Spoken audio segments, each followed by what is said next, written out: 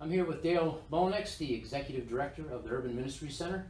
And we're going to talk a little bit about how the Room in the Inn program fits into the overall mission of the center. Tell me just a little bit about the Urban Ministry Center. The year it got founded, how long it's been here, and then how long the Room in the Inn program has been going. The Urban Ministry Center was begun in December of 1994. It was started, interestingly enough, out of conflict. There were business interests in the uptown area who were not happy that there was a group of churches serving homeless people, and that caused homeless people to gather around some of the churches, and they wanted to develop more buildings for business, and they thought, we got to stop having these homeless people collecting at these churches. And so next thing you know, that was being written about in the newspaper, and there were letters to the editor going back and forth. But the great thing was there was one member from the church community and one member from the business community who called each other and said, look, I don't like this, the way this is going. Let's sit down and talk about what's good for everybody. And so that's how the Urban Ministry Center really was born, was out of a desire to serve the interest of churches ministering to people who are homeless, but also to care about the business development of the uptown part of our city. And so I always like to say they found common ground by seeking higher ground. And so they just went back and forth on what each of them would like to see, and the result was the Urban Ministry Center. That was a long time ago. That was 1994, and it wasn't long after we opened that we realized we're not going to have the impact we want to have if we don't work with our partners. So we joined up with the Men's Shelter, the Salvation Army Women's Shelter, several other agencies, and we tried to make a joint effort in how we address the problem of homelessness. And one of the issues was capacity at the shelters. And I thought, gosh, it'd be great if we could figure out a way to help them. Didn't have the money to build a shelter, didn't really want to build a shelter, but we heard about this strategy used in Nashville, Tennessee, where congregations just welcomed people who were homeless into their congregations during the winter months to be warm and safe. And at first I thought, that sounds impossible, but we invited Father Charlie Strobel from Nashville, Tennessee to come over and tell his story, and he did. And we had a handful of churches who agreed to be our sort of test congregations in that early years. So we started in December of 96. Okay. The first night we had one church on duty. They sheltered 4 people. And that was a success. And it was a success. And so we had about half a dozen congregations signed on when we began. And by the end of the first winter, we had 19 congregations. And so what was amazing to me was once the word got out, congregations were calling us. And what it told me was people want to make an impact. They want to make a difference, but they oftentimes don't know how to get involved. And so by creating Room in the Inn, we actually created a connecting place for a whole lot of members of our community who wanted to be helping, but just didn't know an avenue to do that. And Room in the Inn became that avenue. So tell me a little bit about the current mission of the Urban Ministry Center. Mm-hmm. The mission of the Urban Ministry Center is to bring the community together to end homelessness. And we say one life at a time. Obviously, we would like to end it 50 lives at a time. But we have that little tagline because we basically want to emphasize everybody's unique. Everybody's story is their own story. And so as we help people escape homelessness and get housed, we want to do it in response to their goals and the way they want to do that. And so that's a really significant mission statement because it does have that aspect of bring the community together. And so that is a responsibility we feel to not only get people housed, but provide opportunities for the broader community to be a part of making that happen. So explain to me how providing temporary emergency housing in the cold months through the Room in the Inn program helps that mission. How does somebody serving a breakfast casserole at their church somewhere help your mission? Yeah, well, and it may not be obvious right up front. It's almost like Room in the Inn is so impactful, just addressing that immediate need of I'm cold or I'm hungry, and that is very significant to us. Meeting that immediate need is absolutely essential. What we have learned over the years, however, is that everybody who's on the street has this invisible defense shield around them, because that's how they survive on the street. They don't trust anybody. They know better than to trust anybody. Don't tell anybody your business. Kind of keep your head on a swivel. And so what we've discovered is when they walk in our door, that shield doesn't come down just because they're here.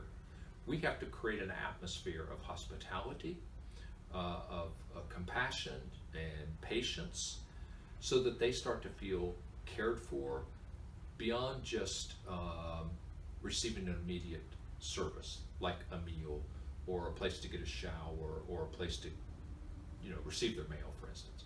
So it's always just had a dual purpose. Yes, we want to keep you safe, we want to keep you warm, we want to keep you fed, but also we want to build a relationship with you. That's what really matters. And so over the years we've developed a little strategy we call etc., which stands for engagement, trust building, and changing lives.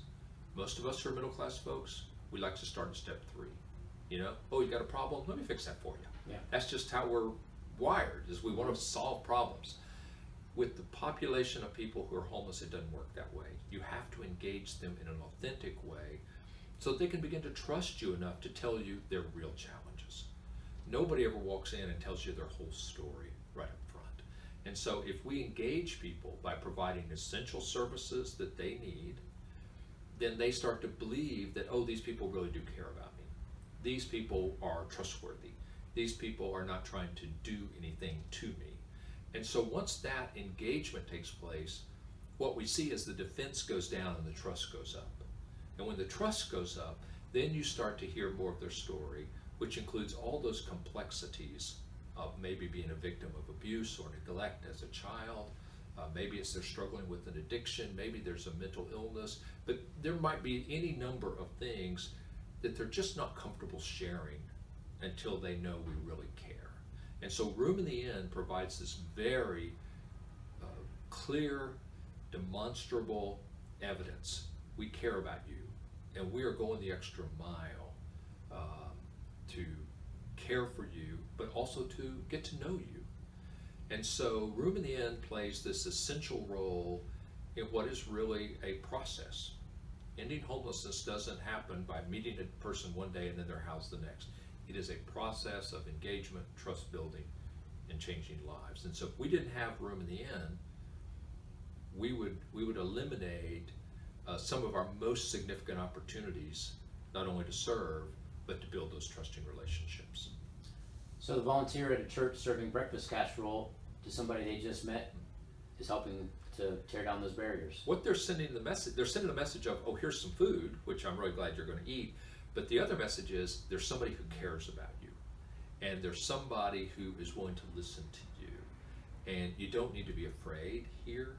You can trust. And so all of that, every one of those meals, every one of those nights, is just one more building block in that person's path getting out of homelessness. And if we don't manage the whole path well from beginning, we're not going to get to a good end. And so Room in the Inn serves as that emergency service, but also that reinforcement of you are a person of worth. You are a person that we want to know, and we are people you can trust. That's what we really want to communicate through Room in the Inn. Has it been successful? It's been amazing. It has been amazing. And what's amazing is it's hard to calculate whether it's been more amazing for people who are homeless or more amazing for the people in the Room in the Inn churches. I remember years ago, we invited the entire 8th grade of Charlotte Latin School to come to the Urban Ministry Center for a day of service. And they were doing different tasks throughout the day. And one of their assignments was to come and spend some time with me in small groups, talking about what they were learning. And so I began each session with, how many of you have met a homeless person before today? Expecting these private school kids to say, well, this is the first time I've ever met a homeless person. 2/3 of their hands went up.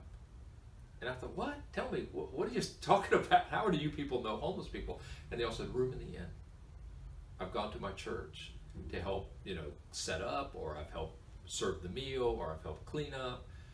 And I thought, wow, I had no idea the impact and how far-ranging it was throughout our community.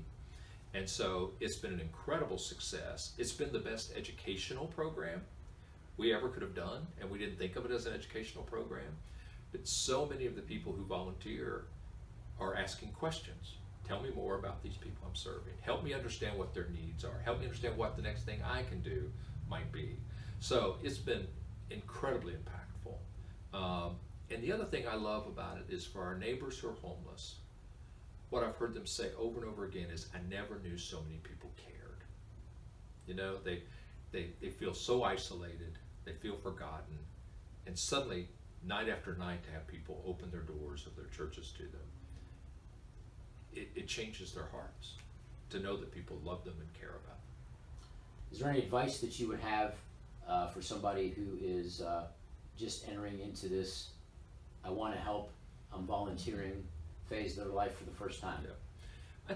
I would share something that we learned here, and I've told you about it before, is when you meet somebody, try not to ask yourself, what's wrong with this person? Because that implies, a certain judgment. It's much more helpful to ask, I wonder what happened to this person that they're in this situation. Because when we ask the question, what happened to them, then we're open to hearing their story, we're open to learning, and we treat them with, I think, kind of a higher level of respect and engagement.